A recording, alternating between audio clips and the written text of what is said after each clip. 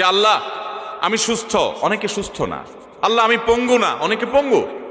আল্লাহ আমাকে আপনি কত কিছু দিয়েছেন যেটা অনেককে দেন নাই।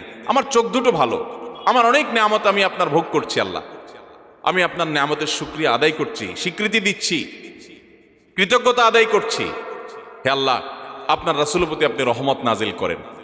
আপনি যদি লম্বা চড়া বিস্তারিত না বলতে পারেন, আপনি সূরা ফাতিহাটা পড়েন, আলহামদুলিল্লাহ রাব্বিল, আল্লাহর প্রশংসা সেখানে হয়ে গেছে, আলহামদুলিল্লাহ রাব্বিল আলামিন পড়েন, দুরূদ শরীফ পড়েন, বাস।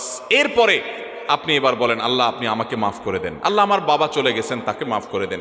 আল্লাহ আমার মা দুনিয়া থেকে চলে গেছেন, তাকে মাফ করে দেন। ভাইরা আমার, আসল কথা হলো আমরা সেই ব্যথাটাই অনুভব করি না। আপনার মৃত আত্মীয় স্বজনের জন্য যদি আপনার সেই ফিলিংস কাজ করতো তো চোখের পানি ফেল ফেল ফেল করে আসতো। আপনি যদি আল্লাহর কাছে কোনো কিছু মায়ের পেঁচ দিয়া অর্থাৎ সুন্দর করে সাজায়া গোছায়া বলতে নাও পারেন, আপনি নিশ্চিত থাকেন শুধু চোখের পানিটা যদি আপনি ফেলেন, চোখের পানিও আসে না, শুধু কান্নার ভান করে আপনি যদি আল্লাহর দিকে হাত